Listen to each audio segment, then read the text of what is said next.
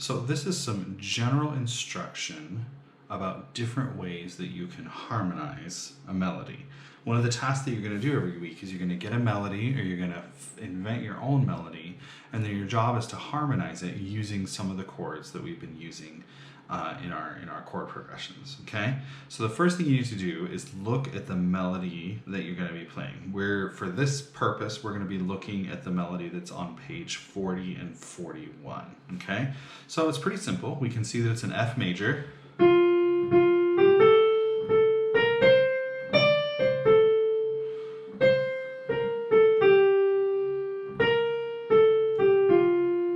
Okay, now I'm only allowed to use 1 chords and 5 chords right now, so I'm really only looking at F's and C's.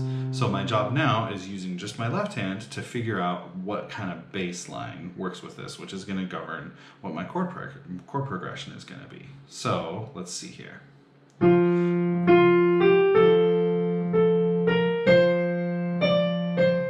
That's all working pretty well. Now this doesn't work. Works, but it doesn't really. And then there it fits again. Okay, so our bet is that when it didn't fit, it probably should have gone to 5. So let's try that.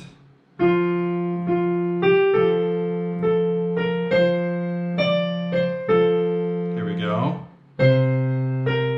Yeah. Okay, and some other clues that we could look at is we could say, okay, the melody, when we needed to move to that 5, was on C, and we know that 5 is a C chord. So that's a pretty decent way to think about how we would want to harmonize this. So now we know that it's going to go 1, 1, 1, 1, 1, 5, 5, 5, 1. Okay, so now I have some choices.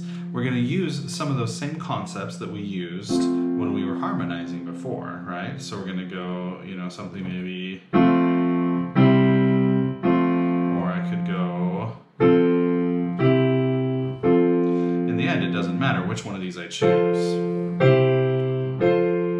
But those are those cadences that we just learned, okay? So if I wanted to be really simple, I could just play chords. Now this time I'm going to have to kind of sing the melody.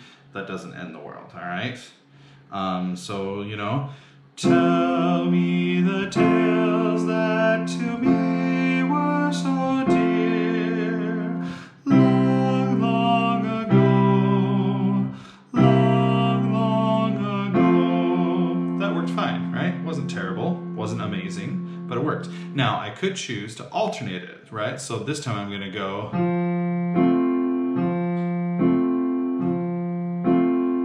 And maybe if I'm feeling creative, I could change the voicing in the right hand, so it could do this.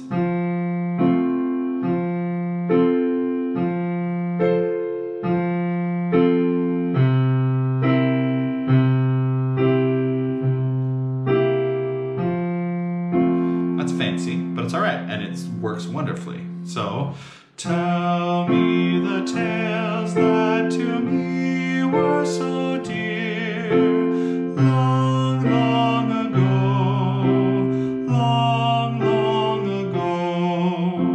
ago. Okay, so that's an option. We're just alternating right hand, left hand. Left hand goes on beats 1 and 3, right hand goes on beats 2 and 4. So left hand on the strong beats, right hand on the weak beats. We could have a little bit more fun, and we could arpeggiate the right hand. So this time we get, tell me the tales that to me were so dear, long, long ago, long, long ago. Okay, or we could get fancy kind of the way the book does, and we can again change the inversion a little bit and even change the octaves of the left hand. And this time we get, tell me the tales that to me were so dear, long, long ago, long, long ago. Okay, and then it even gets fancier after that and gives you lots of options. So another thing that you could choose to do is you could choose to play the melody in the right hand. And And then now you're going to have to use the pedal a little bit and alternate between the root and the inversion in your left hand, right? So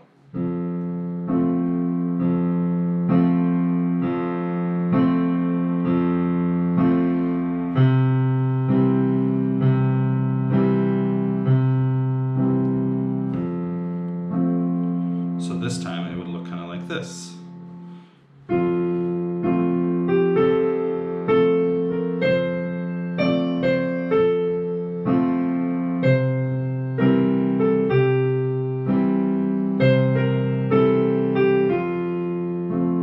So that's another option that you have. You can experiment with any of these that works for you.